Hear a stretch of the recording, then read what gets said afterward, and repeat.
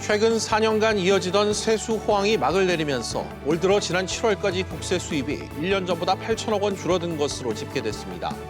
경기 부진과 기업 실적 악화 등으로 세수 절벽이 현실로 다가오면서 재정 적자 우려가 다시 고개를 들고 있습니다.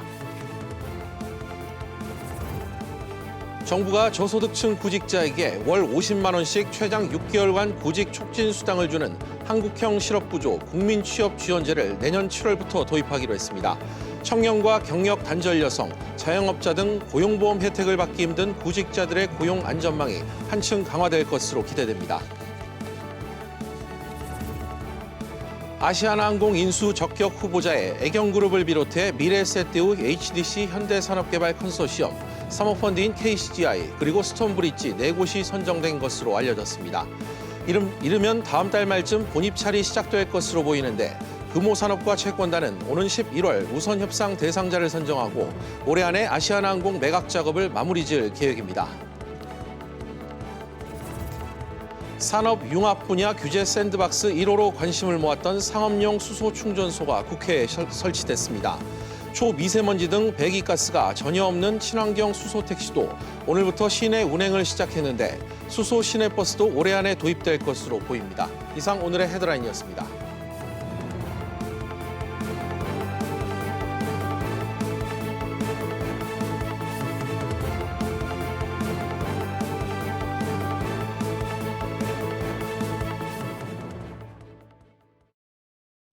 궁극의 친환경차로 불리는 이 수소차. 하지만 충전소 등 인프라가 충분하지 않아 선뜻 구입하기가 쉽지 않습니다. 이런 상황이 앞으로는 조금이나마 바뀔 것 같습니다. 첫 소식 권세욱 기자가 보도합니다. 인천 연수구에 사는 이창근 씨는 수소를 충전하기 위해 서울 양재까지 왔습니다.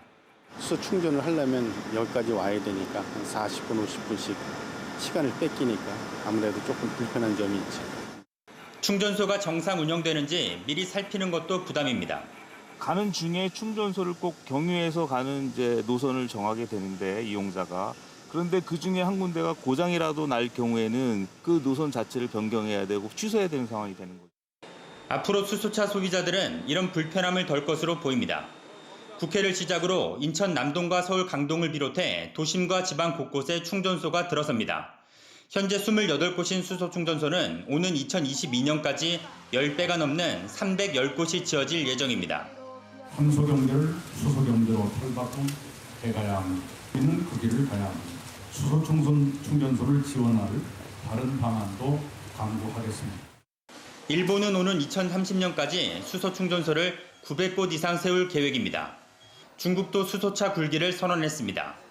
현재 4만 대 수준인 세계 수소차 시장은 3년 뒤에 2배 이상 늘어나며 빠른 속도로 성장할 전망입니다. 이 시장을 놓고 우리 정부와 기업도 본격적인 인프라 경쟁에 들어갔습니다. SBS CNBC 권세욱입니다. 정부가 저소득 근로자를 위한 지원을 확대하기로 했습니다. 고용보험에 가입돼 있지 않은 저소득층 구직자에게 내년 7월부터 매달 50만 원이 지급되고 생계급여를 받는 저소득층에 대해 근로소득의 30%를 공제해 주기로 했습니다. 정광윤 기자의 보도입니다.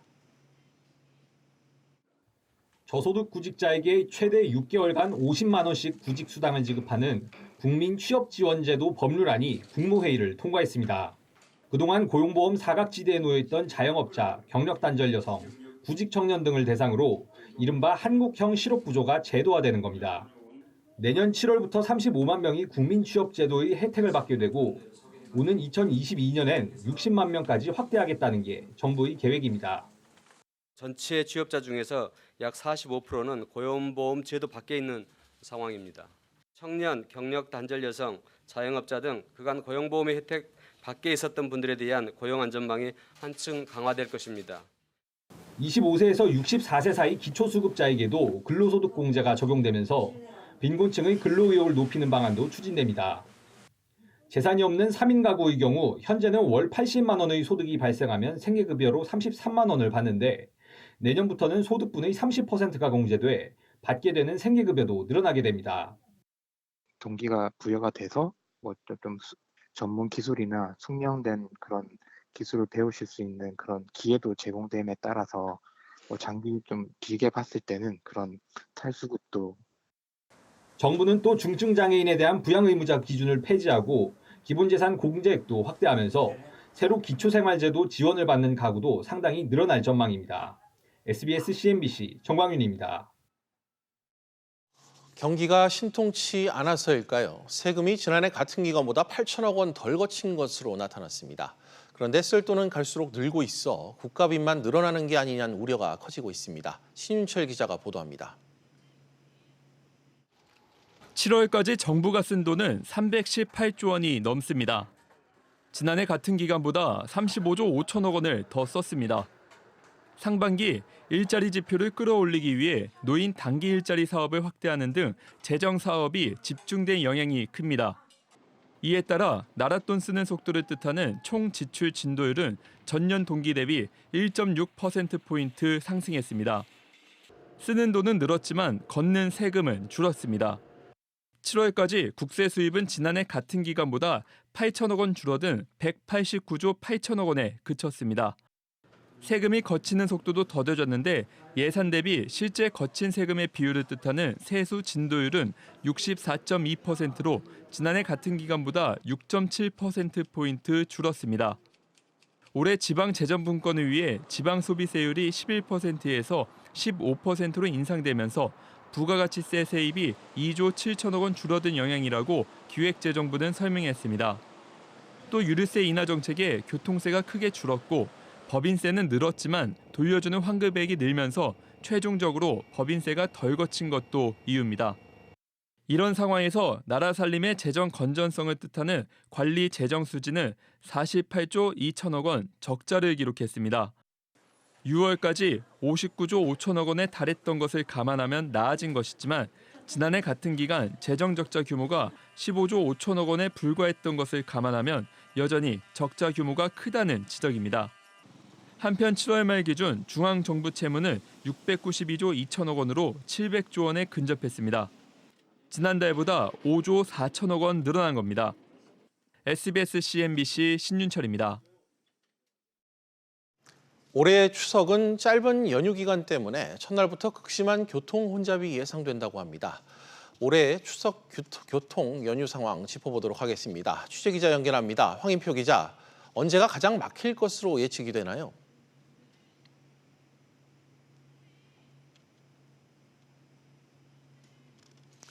12일 오전에 이 기경길은 추석 당일인 13일 오후에 가장 혼잡할 것으로 예상됐습니다.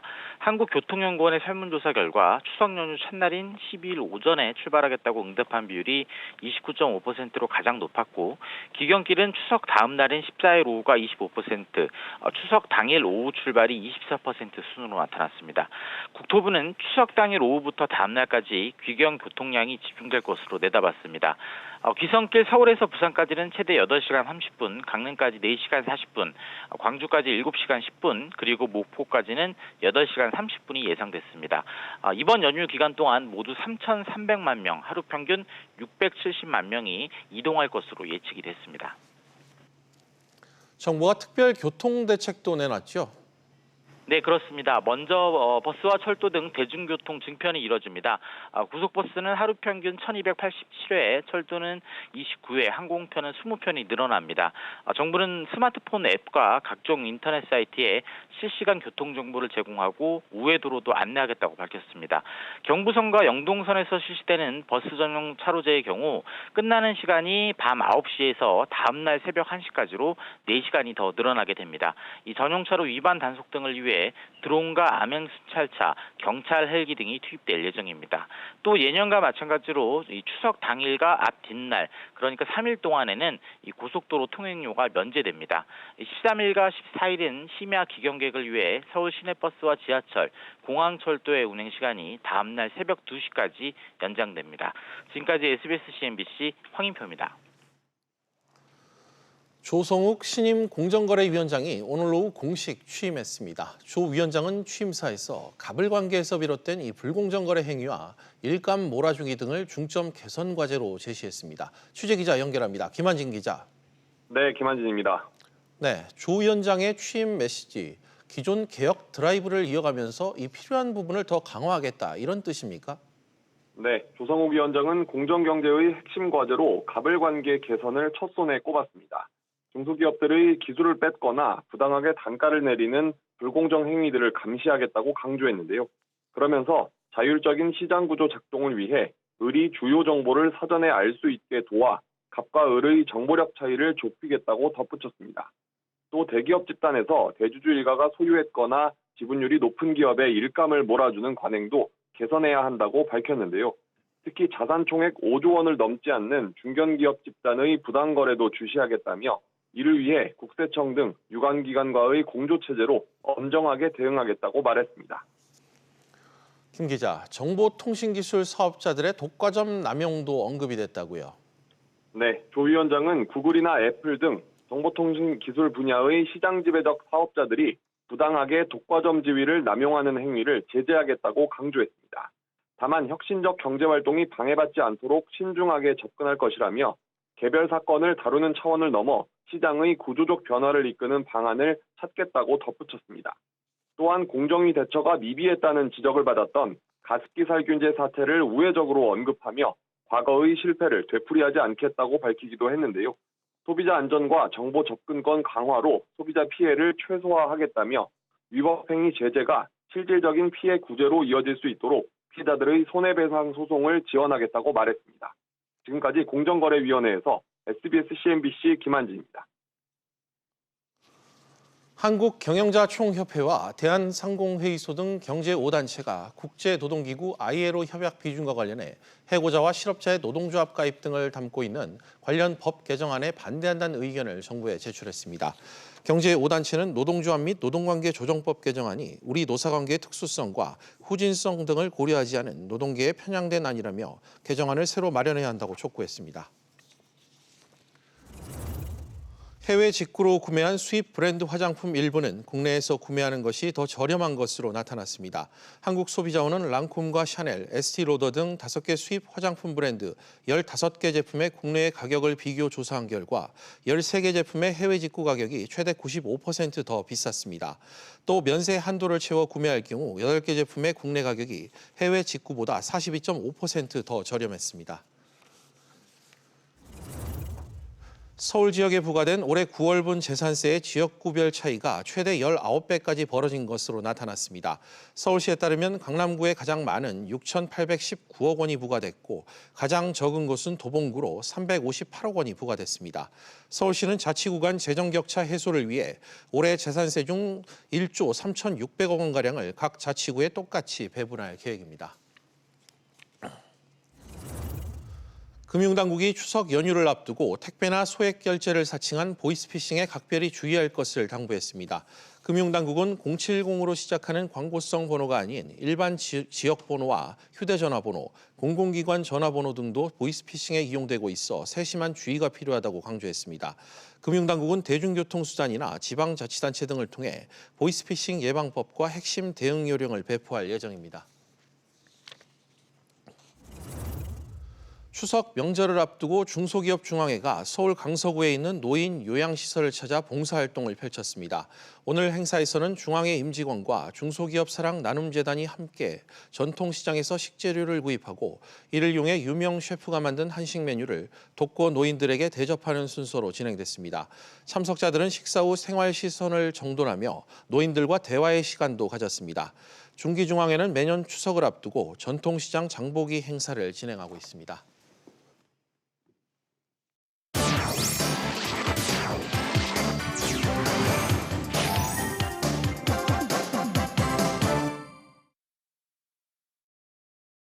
주요 이슈를 체크해보는 시간, 이슈체크 오늘입니다. 그럼 먼저 첫 번째 이슈부터 보도록 하겠습니다. 화면 보시죠. 이파 2019 결산. 독일 가전박람회 이파 2019가 폐막을 앞두고 있죠. 취재기자와 함께 올해 세계 가전의 최신 트렌드 짚어보도록 하겠습니다. 산업부 서지영 기자 나와 있습니다. 서 기자, 올해 이파 2019 트렌드 가장 큰 특징 뭐라고 할 수 있을까요? 네, 일단 이번 행사의 키워드는 한마디로 인공지능 AI라고 할 수 있습니다. 네. 삼성전자, LG전자를 비롯한 글로벌 ICT 업체들은 이 전시의 핵심 주제로 AI 커넥티드 리빙을 제시했습니다. 그동안 가전업체가 보여줬던 스마트 홈이 올해 이파에서는 더 구체화됐다고 볼 수 있습니다. 여기에는 AI와 5G가 함께 있는데요. AI가 5G라는 신경망을 통해서 제품 간 연결, 제어하는 중심에 선 것입니다. 그러니까 AI가 사람을 대신해서 TV, 냉장고 등을 제어해준다라고 보면 됩니다. 이를 구현하기 위해서 삼성, LG, 애플, 구글, 아마존 등 이종 업종 간의 동맹을 맺거나 또 새로운 AI 생태계를 조성하는 등 활발한 움직임을 보이고 있습니다. 그렇군요. 또 그런가 하면 올해 이파에서는 이 중국 업체들의 선전이 좀 돋보였었는데 화웨이가 큰 소리쳤던 이 5G 통신 통합 칩 성능이 좀 떨어진다 이런 지적이 나왔더라고요. 네, 그렇습니다. 중국 화웨이가 지난 6일이죠. 세계 최초 최강 5G 통합 칩셋이라고 대대적으로 발표한 모바일 반도체 기린 990 얘기입니다. 발표 당시만 해도 삼성의 통합 5칩보다 빨리 내놓는 것이 아니냐면서 세계 IT 업계를 놀라게 했었는데요. 그런데 막상 뚜껑을 열어보니 구형 CPU 중앙 처리 장치 기술을 사용해서 만든 것으로 나타났습니다. 미국의 기술 금수 조치 때문에 화웨이가 최신 반도체 기술 도입에 실패한 것이 아니냐라는 분석이 나오고 있습니다.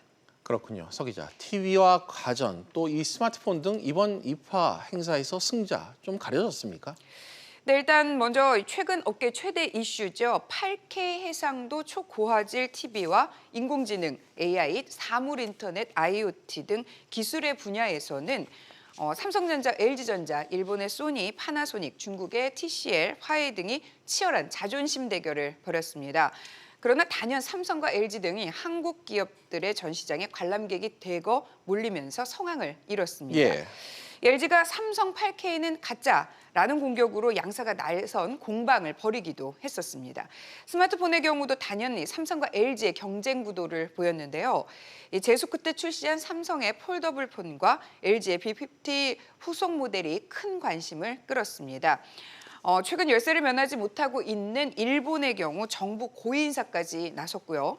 중국은 전체 참가 업체의 40%에 해당하는 780여 개 업체가 참여를 해서 말 그대로 인해 전술을 펼쳤습니다. 그렇군요. 서 기자, 한 가지 소식 더 짚어볼까요?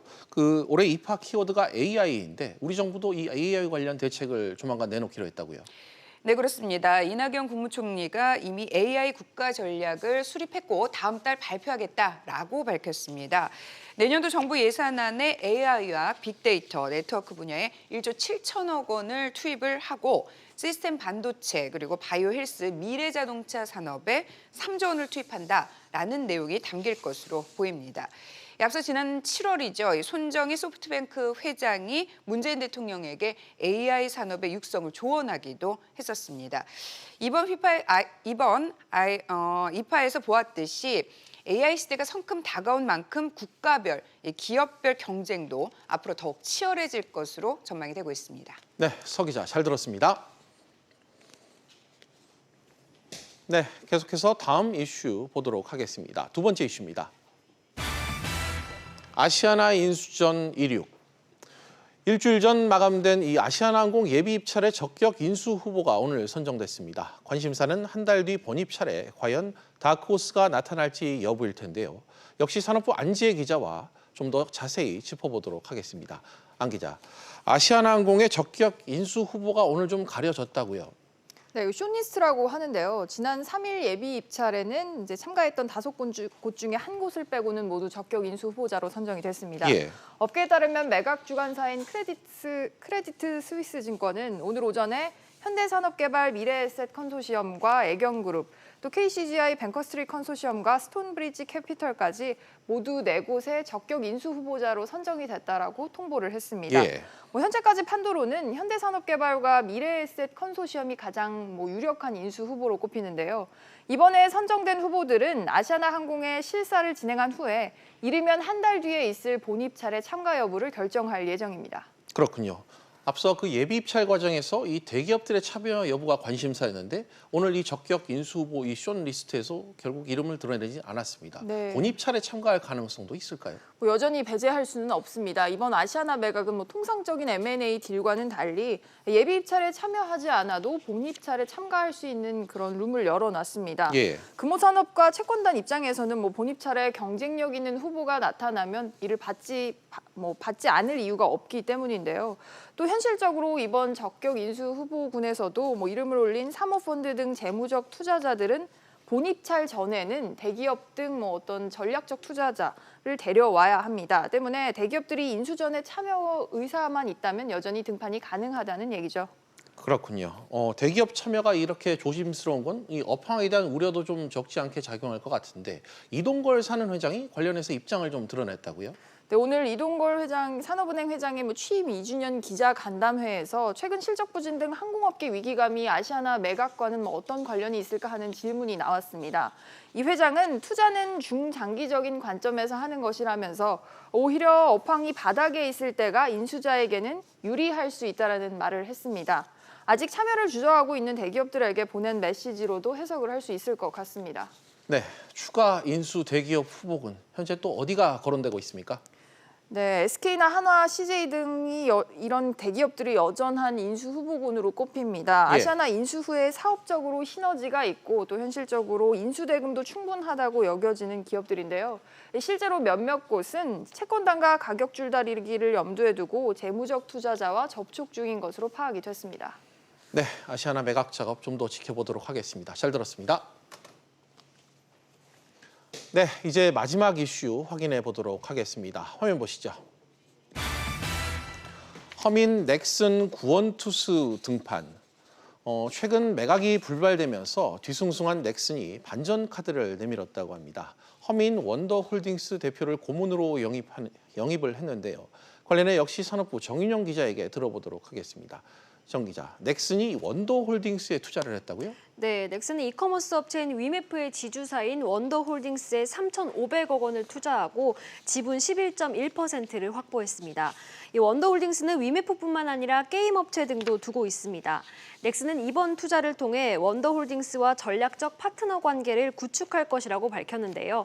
이 업계에선 특히 원더홀딩스 허민 대표를 넥슨 외부 고문으로 영입한 것에 주목하고 있습니다. 네, 이 고문으로 영입했다는 허민 대표, 대체 어떤 인물인가요? 네, 이 허민 대표는 인기 게임인 던전 앤 파이터를 개발한 네오플이라는 회사의 창업자입니다. 이 회사를 넥슨이 지난 2008년에 3,800억여 원에 인수했습니다. 네오플에서 개발한 던전 앤 파이터는 넥슨의 효자 게임으로 자리 잡았는데요.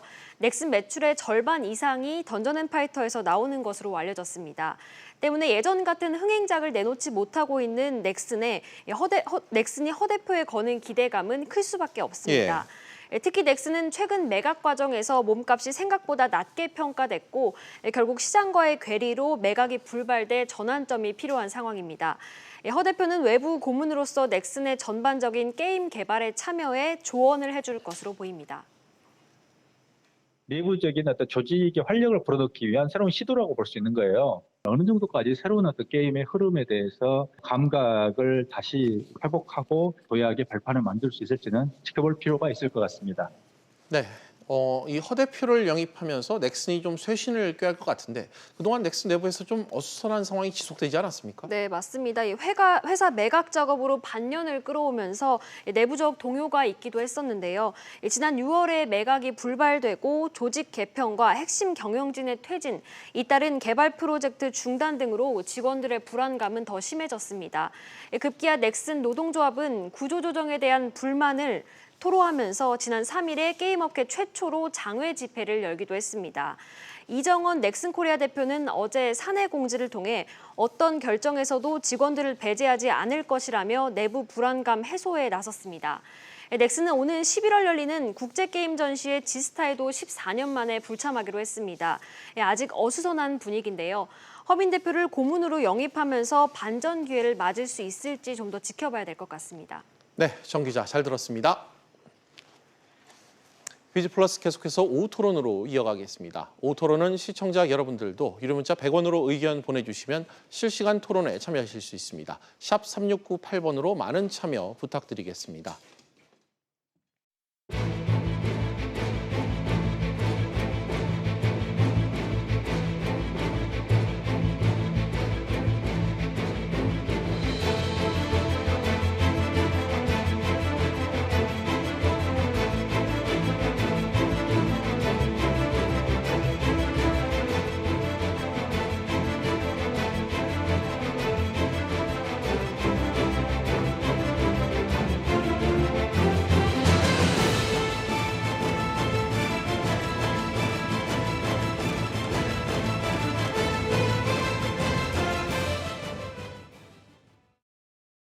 잠재 성장률, 쉽게 말해 한 나라의 성장 여력이 어느 정도인지 이 잠재력 수준을 보여주는 지표다. 이렇게 이해하시면 될 것 같습니다.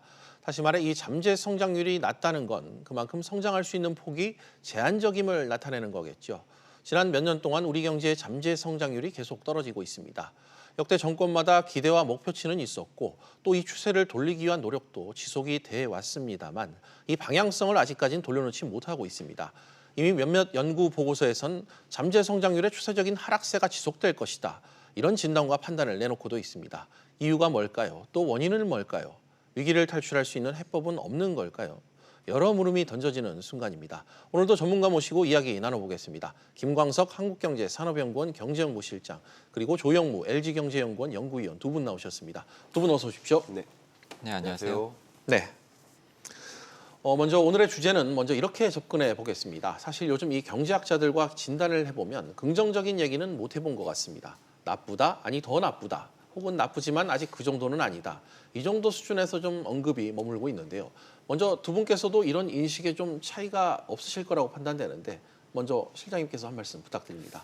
절대 위기감을 조성하고 싶은 말씀은 아닙니다만 상반기 좋지 못했고 또 지금 3분기가 거의 끝나가는 마당에 3분기 실적도 그렇게 좋지 않아 보이고 부문별로 봐도 그렇고 총체적으로 봐도 그렇고 한국 경제가 개선될 여지가 많아 보이진 않아서 이런 기조에 대해서 상당 부분 동의하는 입장이라고 말씀드리겠습니다. 네, 연구위원님도 짧게 좀 한 말씀 부탁드립니다. 네, 지표로 나타나는 것을 말씀드릴 수밖에 없을 것 같고요. 전분기 대비 성장률이지만 1분기 역성장을 했었고 2분기 성장률이 당초 발표되었던 것보다 최근에 더 하향 조정된 것으로 한국은행에서 발표가 되었기 때문에 당초 기대에 못 미치면서 부진한 흐름이 이어지고 있다라고 말씀드려야 될 것 같습니다. 알겠습니다. 지금이 9월 중순이죠. 어느덧 하반기 시즌도 본격적으로 지금 접어들었습니다. 김 실장님, 그럼 우리 이 경제의 지난 상반기 어떤 성적을 좀 매길 수 있을까요? 이 성적을 매긴다, 진단을 해본다 하면 어떤 나름의 프레임이 있을 것 같은데요. 아마도 두 가지 중요한 진단의 대상이 있을 것 같습니다. 하나가 바로 성장, 그 다음 하나가 분배라고 볼 수 있는데 네. 성장이라는 요소를 또 두 가지로 쪼개본다면 외수와 내수라고 볼 수 있겠죠. 예. 근데 외수에 해당하는 수출 실적 좋지 못했고 또 내수, 투자와 소비 부진하고 저물가 현상, 마이너스 물가까지 가니까 내수 경기 역시 안 좋습니다. 성장이라는 부분 이게 좋지 못한 성적이고요. 그리고 성장 말고 분배라는 측면도 양극화가 오히려 해소되기보다는 1분기 저소득층과 5분기 고소득층 간의 격차가 더 벌어지는 모습들 이런 것들이 해결되지 못했기 때문에 분배마저도 해결되지 못했다. 결국 성장과 분배 두 가지 어떤 두 마리 토끼를 다 놓치고 있는 그런 모습이지 않을까. 이게 비단 정책만의 탓은 아닙니다. 대외적인 여건도 좋지 못했습니다. 그래서 정책만의 탓은 아니지만 결과적으로 어쨌든 두 마리 토끼를 다 잡지 못하는 그런 상황이 아닌가 생각됩니다. 네, 오늘 상반기 우리 경제의 그 요소를 좀 짚어주셨는데요. 연구원님께서도 우리 경제 지난 상반기 좀 어떻게 평가하고 계십니까? 일단 지난해부터 이어지고 있는 흐름이 크게 달라지고 있는 것 같지는 않고요. 기업의 투자라던가 가계의 소비와 같은 민간 부분의 활동이 상당히 부진한 가운데에서 우리 경제가 급락하는 것을 정부 재정 지출로 막고 있는 흐름이 계속해서 이어지고 있고 특히 올해 상반기에는 지난해 4분기부터 나타나기 시작한 우리 주력 수출 산업인 반도체 업종의 업황이 악화되고 있는 것이 우리 수출에 상당한 부담으로 작용하고 있고 그렇다 보니까 지속적으로 전년 대비 수출이 마이너스 증가세를 이어가고 있는 그러한 가운데서 미중 무역 갈등이라던가 새롭게 제기된 일본과의 화이트리스트 배제와 같은 악재들이 더더욱 불안감을 키우고 있는 것 같고요. 민간 소비는 지난 몇 년보다는 그래도 양호한 흐름을 보여주고는 있지만 전체 경제 성장률보다 0.1%포인트 정도 소폭 높은 수준의 증가율만을 기록하고 있고 그것은 결국은 성장률을 깎아먹고는 있지는 않지만 수출이 둔화되는 가운데에서 우리 경제 성장률을 끌어올리기에는 견인하기에는 힘이 붙이는 흐름을 보이고 있고요. 그것은 앞서 다른 출연자께서도 말씀을 하셨지만 가계의 소비가 늘어나기에는 소득 증가세가 부진한 것이 크게 작용하고 있는 것으로 판단이 됩니다. 알겠습니다. 문제는 하반기입니다. 한 해 끝으로 접어들면 들수록 이 우리 경제의 성장에 대한 기대 수준이 점점 낮아지는 것 같습니다. 실장님 어떻습니까? 실제 전망이 썩 밝지 않은 그런 상황이죠? 현재 경제를 보여주는 혹은 앞으로의 경제를 보여주는 대표적인 그런 지표가 경기 종합지수라고 볼 수 있는데 예. 경기 종합지수가 개선되지 못한 채 계속 약 20개월 정도 계속 하락하는 모습 이런 예. 것들은 앞으로의 경제에도 그렇게 좋지 못해 보인다라는 생각인데요. 숫자로 말씀드려 보면 2017년이 나름의 고점을 찍었습니다. 네. 3.1%의 경제 성장률 그리고 작년 2018년이 2.7%로 하락했죠. 그래서 2019년 현재는 어떻게 될 것이냐. 과거에는 2.5%로 내려앉을 것이다라고 봤는데 또 최근에는 2.2 그리고 2%마저도 달성하기 어렵지 않겠느냐 하는 의견들이 팽배되고 있습니다. 저는 개인적으로 그래도 숫자적으로 2%라는 숫자는 지킬 거라고 생각이 됩니다만 예. 어쨌든 전반적으로 2017년 3.1, 2.7, 2.0 뭐 이런 수준으로 크게 하락하는 모습이 뚜렷하게 나타나기 때문에 경제를 보는 나름대로의 전망 자체가 그렇게 밝지 못하다, 희망적이지 못하다라고 말씀드리겠습니다. 알겠습니다. 2% 성장도 그야말로 가시밭길이다. 뭐 이런 지적인 것 같은데요. 연구위원님, 일부에선 우리 경제가 뭐 우울증에 걸렸다. 뭐 이런 진단도 지금 내놓고 있던데 어떻게 좀 평가하십니까? 우울증이라고 하는 용어가 어떻게 보면 상당히 좀 모호할 수 있기 때문에 예. 들으시는 분들에 따라서 느끼시는 게 상당히 다를 것 같긴 하지만 네. 최근에 분명히 두드러지고 있는 것은 올해 경제 성장률이 당초 기대에 상당히 못 미칠 가능성이 있고 내년에도 반등하기가 쉽지 않아 보이고 예. 그렇다 보니까 이런 향후 경제 상황에 대한 비관적인 전망이 기업들에게는 투자를 그리고 가계 입장에서는 소비를 늘리는데 상당히 어려운 제약 요건으로 작용을 하고 있고요. 경제학적으로도 자기 실현적 기대라고 해서 이렇게 향후 상황이 안 좋을 것 같으면 기업들은 투자를 안 하고 가게는 소비를 안 하게 되는데 그것이 결국은 현재 상황에서 기업들이 직면하게 되는 매출을 줄이면서 실제로 경기가 예상처럼 안 좋아지게 되는 요인으로 작용할 수 있거든요. 예. 그런 면에서 보면은 최근에 소비자 물가 상승률이 마이너스 소수점 2자리까지 하면 사실상 마이너스였고 예. 그것이 우리 경제의 디플레 우려를 키우고 있고 이러한 여러 가지 요인들에 대해서 정책 당국이 조금 더 관심을 기울일 필요가 있지 않나 하고 생각이 됩니다. 네. 조금 협소한 접근보단 오늘은 지금 두 분과 얘기 나누는 대로 큰 틀에서 평가를 지금 하고 있습니다. 우리가 마주한 이 경제 상황 결코 녹록지 않다는 걸 두 분께 지금 듣고 있는데요. 이쯤에서 잠재 성장률 얘기를 구체적으로 좀 더 해보겠습니다. 한국은행의 분석 자료를 보니까 이 잠재 성장률의 하락세가 꽤 가파르다고 나옵니다. 김 실장님, 네. 최근 전망치를 20년 전과 좀 비교했을 경우 거의 반토막 수준인 것 같던데 좀 어떻습니까? 네, 제가 작가님 통해서 함께 제시할 그래프를 좀 보여달라고 말씀을 드렸는데 예. 아마 지금 조금 있으면 그 그래프가 같이 네. 나올 것 같습니다. 그래프를 보시면서 말씀을 드려보고 싶은데요. 잠재 성장률 자체가 2001년부터 2005년 기준 그때 예. 5.1%였는데 최근 2019년에서 20년 기준으로는 2.5%로 말 그대로 반토막 났다는 표현이 거의 정확하시죠. 예. 잠재 성장률 자체가 크게 하락하고 있다라는 이야기인데요. 하락하는 요소들을 좀 보면 대표적인 게 노동 투입도 줄고 자본 투입도 줄고 예. 총 요소 생산성도 줍니다. 그러니까 노동 투입은 앞으로 더 줄 것이라고 보는데 이번에 바뀐 잠재 성장률 추이를 계산하는 방식이 좀 바뀌었는데 잠깐 설명드리면 예. 노동 투입이 과거에는 말 그대로 총 근로자였습니다. 총 취업자 2,700만 명. 예. 근데 거기서 머무는 게 아니라 곱하기 근로 시간을 더했습니다. 다시 말하면 취업자가 늘든 줄든 그거보다 더 중요한 것은 근로 시간이 많이 줄고 있기 때문에 예. 52시간 제도를 적용했다든가 이런 것들도 있죠. 거기에 또 한 가지를 곱했는데 그게 노동의 질입니다.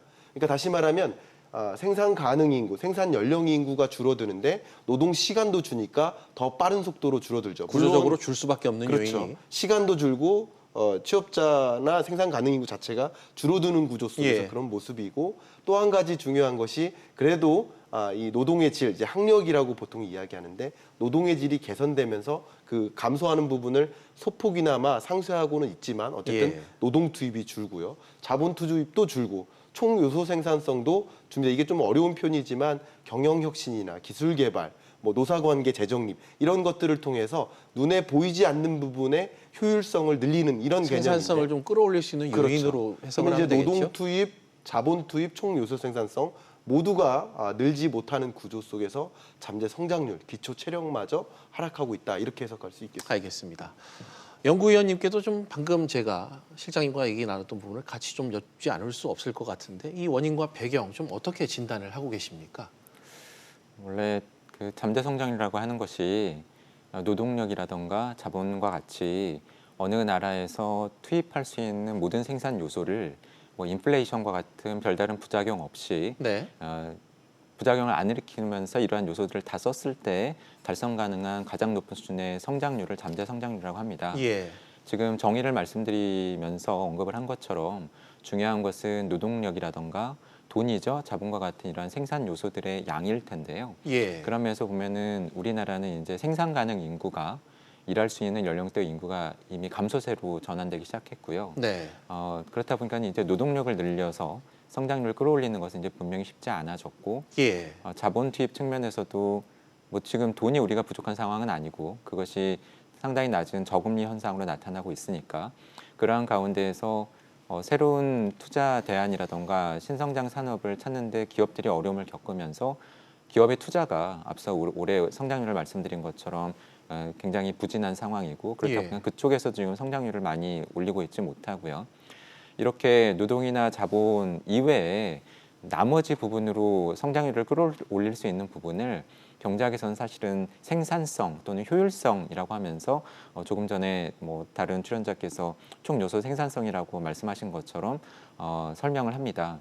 그런데 어떻게 보면 그동안 우리 경제는 노동 투입을 늘리기도 어려워지고 자본 투입을 늘리기도 어려워지는 상황을 생산성, 뭐 기업들의 이러한 노력을 통해서 극복을 해왔는데 이것마저도 최근에는 한계를 맞고 있는 것으로 보입니다. 그렇다 알겠습니다. 보니까 올해 우리 경제 성장률을 예상을 하는데도 이러한 것들이 반영되고 있는 것 같습니다. 네. 이 사실 성장률이 낮아지면 경제 규모도 쪼그라드는 것 아닌가 이런 생각이 듭니다. 실장님, 이건 곧 미래의 침체 가능성으로 직결되는 이 부분 같은데요. 좀 어떻게 판단하시죠? 일단 앞에 보여드렸던 것처럼 2019-20년의 잠재 성장률이 2.5%입니다. 예. 근데 실제 지금 이루어지고 있는 경제 성장률의 모습은 2%를 상하회하죠. 그러면 잠재 성장률을 밑돈다라고 해석이 되는 건데 이 잠재 성장률과 경제 성장률을 비교하기 위해서 제가 아주 쉬운 설명을 드려보면 트럭이 있습니다. 5톤 트럭이 있어요.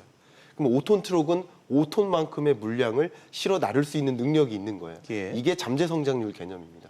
근데 5톤 트럭이 4톤, 3톤밖에 못 실어 나르는 거죠. 지금 그런 모습이라고 볼 수 있습니다. 근데 지금 여기서 지적하는 것은 그거보다 더 중요한 게 뭐냐면 5톤 트럭이던 녀석이 3톤 트럭으로 바뀌는 거예요.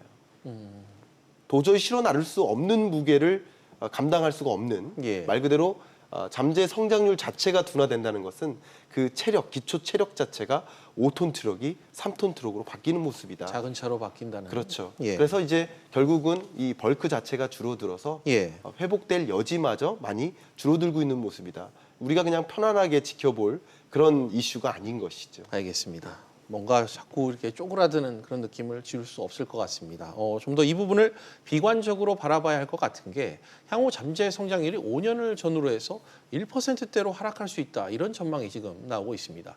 이 얘기가 어떤 뜻이냐면 이 뭔가 성장률을 끌어올릴 만한 요인이 없다. 이렇게도 좀 해석 가능한 부분일 것 같은데요. 생산 가능 인구 두 분 말씀하신 대로 지속적으로 지금 감소하고 있고 자본 투입 역시 부진하고 특히 과거 제조업에서 성장을 견인했던 산업들 아직도 주력 산업으로 위치해 있습니다. 새로운 성장용 동력이 다시 말해 이제 없다 이런 뜻일 텐데요. 연구위원님 이대로 좀 상황이 좀 괜찮은지 반등의 모멘텀을 좀 찾기가 쉽지 않은 지금의 상황인 거죠.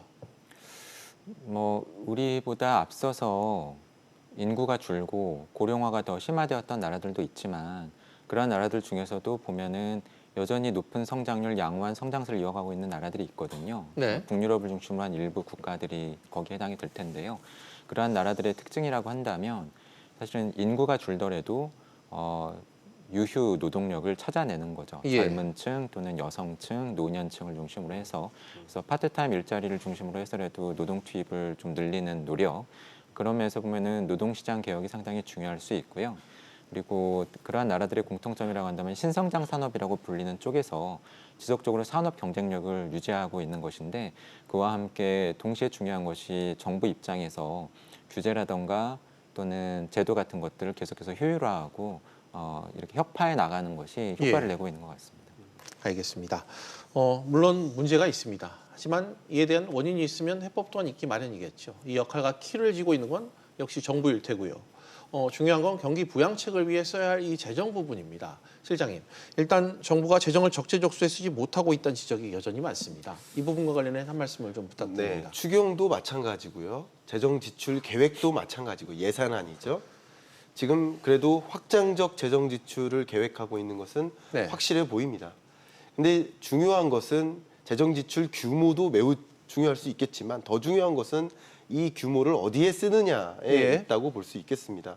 제가 한번 방송에서 나와서 비슷한 말씀을 드렸는데 아이한테 용돈을 1,000원 주다가 2,000원으로 늘렸어요. 그것도 중요할 수 있지만 이 아이가 2,000원을 가지고 어디에 쓰느냐, 우유 사 먹는 데 쓰느냐, 불량식품 사 먹는 데 쓰느냐, 그 어떻게 쓰느냐도 굉장히 중요하거든요. 지금 앞에 위원님께서 말씀 주셨던 것처럼 말 그대로 잠재 성장률을 끌어올릴 수 있는 방향으로 말 그대로의 일자리를 더 확대한다든가 아니면 기업들이 적극적으로 투자할 수 있도록 한다든가 총요소 생산성이라고 할 수 있는 경영 혁신이나 기술 혁신 이런 것들을 이룰 수 있도록 한다든가 이런 방향으로 기업들이 움직일 수 있게 어떤 자극제, 마중물 역할을 하는 방향으로 예산이 쓰여진다면 이 재정의 투입 효과가 분명히 있을 텐데 그런 방향이 아닌 다른 방향으로 쓰여진다면 불량식품 먹는 데 쓴다면 그 효과가 그렇게 충분하지 않을 수 있겠죠. 결국 어디에 쓸지가 굉장히 중요할 수 있겠다. 그런 말씀 드립니다. 알겠습니다. 연구위원님, 경제 상황이 긴급할 때 꺼내는 이 추경카드 올해까지 5년 연속입니다. 이 나라 돈을 풀어 경기 침체에 대응하는 모양새지만 효과를 여전히 뚜렷이 보지 못하고 있는 게 현실이잖아요. 감기약도 계속해서 먹으면은 거기에 대해서 내성이 생기면서 약효가 점점 줄어들게 되는 것처럼 추경도 마찬가지라고 볼 수가 있겠고요. 긴급한 상황에서 쓸 때는 그 효과를 볼 수 있겠지만 만성화되면은 효과가 떨어질 수밖에 없고요. 특히 성장률 측면에서 보면 그 다음에 추경을 통해서 성장률을 끌어올리려면 그 전년도에 썼었던 추경보다도 그 규모가 어쨌든 늘어나야 됩니다. 그래서 뭐 만약에 전년도에 5조 원의 추경을 했다라고 한다면 성장률을 0.1이라도 끌어올리면 5조 원 이상 추경을 써야 플러스 효과가 나타나게 되거든요. 그런 면에서 보면은 만성화되는 추경에 대해서 저희가 좀 생각해 볼 부분이 있을 것 같고요. 그리고 추경을 쓴다고 하더라도 사실은 더 중요한 것이 그것을 어디다가 쓰는가인데 단지 올해 성장률을 단기적으로 끌어올리기 위해서 뭐 단기적인 뭐 파트타임 일자리 중심으로 돈을 많이 쓴다라고 한다면 노동시장에서 취업자가 늘어나는 것으로 나타날 수는 있겠지만 지속적이고 그리고 의미 있는 성장률 제고 효과는 기대하기 어렵다고 하는 측면에서 돈을 어디다가 쓰는가에 대해서 저희가 좀 더 고민할 필요가 있는 것 같습니다. 알겠습니다. 두 분 뭐 공통적으로 돈을 어떻게 쓰느냐가 더 중요하다는 지적을 계속해서 해주고 계십니다. 실장님, 이렇다 보니까 경기 부양을 위한 정부 재정의 마중물 역할, 한계가 있다는 목소리가 계속해서 높아지고 있어요. 이 부동산 시장을 잠깐 예를 들어보면 부동산 시장이 개선될 것인가 시장을 전망할 때 그 수요 측 요인을 좀 들여다볼 텐데 수요 측 요인을 들여다볼 때 중요한 요소 하나가 가계부채 규모입니다. 다시 말하면 이미 부채에 많이 의존해서 매매가 이루어졌다면 추가적인 부채에 의존해서 매매가 이루어지기 어렵겠죠. 수요 측 요인을 보는 겁니다. 그런 것처럼 지금 정부가 뭐 세수가 충분하다면 모르겠습니다만 세수가 충분하지 않거나 줄기 시작하는데 그냥 무작정 부채에 의존해서 재정을 확대 지출하면 그건 일시적인 부채에 의존해서 경기 부양이 될 수 있겠지만 그 다음에는 어떻게 할 거냐 이거죠. 추가적인 부채, 계속 부채에 의존해서 정부가 경기 부양에 쓸 수 있겠느냐 이런 논리가 있겠고요. 또 한 가지는 이 재정 지출 혹은 뭐 기준금리도 마찬가지고 통화 정책도 마찬가지입니다만 재정정책과 통화정책이 경기 부양적으로 완화적으로 지금 급전환된 건 사실입니다. 그런데 이 재정정책, 통화정책 외에 다른 변수들이 녹록치 않는 거예요. 다른 변수들이 녹록치 않은 상황에서 이 카드를 무작정 쓸 수 없는 그런 여건까지 있기 때문에 이 카드가 말 그대로 마중물 역할을 제대로 하기 어렵다라는 판단도 많이 있는 것이죠. 알겠습니다. 때마침 이 기재부에서 9월 재정 동향이 오늘 발표됐습니다. 올해 1월부터 7월까지 국세 수입, 나라 국간 현황을 좀 살펴봤더니 189조 4천억 원이 나왔습니다. 작년보다 8천억 원이 줄었다, 이런 상황인데요. 연구위원님, 재정 투입을 확대하고 있고 반면 국세 수입은 지금 오히려 줄고 있는 그런 상황입니다. 결국 재정 적자나 국가 부채 등을 걱정하지 않을 수 없을 것 같은데 좀 어떻게 보세요? 맞습니다. 지금 우리 정부 재정 상황은 돈은 많이 쓰고 있는데 세수는 예전만큼 안 들어오고 있는 상황이고요. 세수 진도율이라고 해서 정부가 예산 대비 실제로 올해 어느 만큼의 세금을 걷어들이고 있는가 하는 이 세수 진도율이 지난해 같은 기간 대비 올해 상당히 낮고요. 그리고 말씀하신 것처럼 세수의 규모 자체도 전년 7월까지 수치 대비 지금 8천억 원 정도 적고요. 반면에 재정 집행률이라고 해서 올해 쓸 수 있는 돈 중에서 어느 만큼을 지금까지 썼는가 하는 그 수치를 놓고 보면 상반기에 경기가 안 좋다 보니까 추경도 추진을 했지만 동시에 재정 조기 집행을 통해서 상당히 많은 하반기에 쓸 돈을 상반기에 끌어다 쓰고 있거든요. 그러다 보니까 지금 재정 집행률은 상당히 높습니다. 지난해보다. 반면에 세수에 대해서는 저희가 걱정을 할 수밖에 없는 것이 최근 몇 년 동안 세수 호조세를 이끌어왔던 가장 중요한 원인이 기업의 실적이 좋으면서 법인세가 들어오고 부동산 가격이 오르고 거래가 늘면서 부동산 쪽에 세금이 늘었었는데 반도체 업황이 안 좋아지고 기업들 실적이 안 좋아지면서 법인세가 앞으로 줄 거고요. 그리고 부동산 거래가 위축되면서 부동산 쪽에서 세금도 줄 거기 때문에 그런 면에서 보면은 세수는 주는데 돈은 많이 써야 되는 상황. 특히 내년 재정 지출 증가율을 10% 이상으로 상당히 높게 지금 잡고 있기 때문에 부족한 부분은 빌려서 메꿀 수밖에 없는 상황이고요. 그렇다 보니까는 우리나라 국가 부채에 대한 우려는 시간이 지날수록 계속해서 높아지지 않을까 하고 생각이 됩니다. 알겠습니다. 세수가 줄어드는 이 상황에 대한 고민과 걱정, 또 반대로 재정은 계속 투입해야 되는 이 반대에 놓여 있는 상황, 고민이 좀 점차 큰 것 같습니다. 끝으로 두 분께 제언 한 말씀씩 좀 듣고 싶은데요, 김 실장님.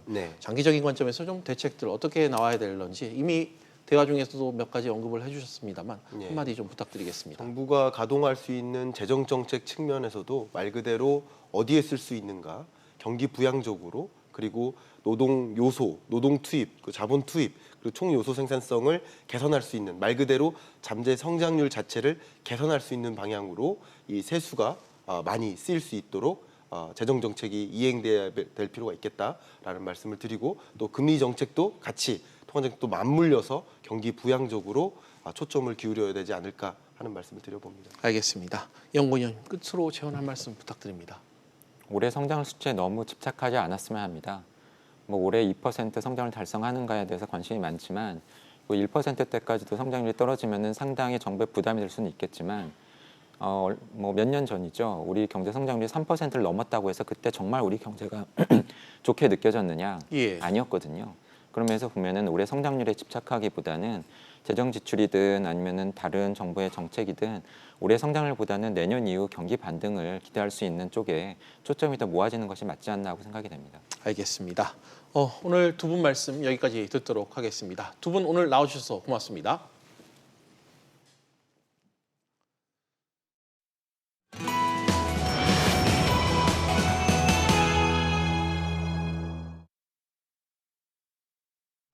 비즈플러스 오늘은 여기까지입니다. 다음 뉴스는 7시 뉴스 프리즘으로 이어집니다.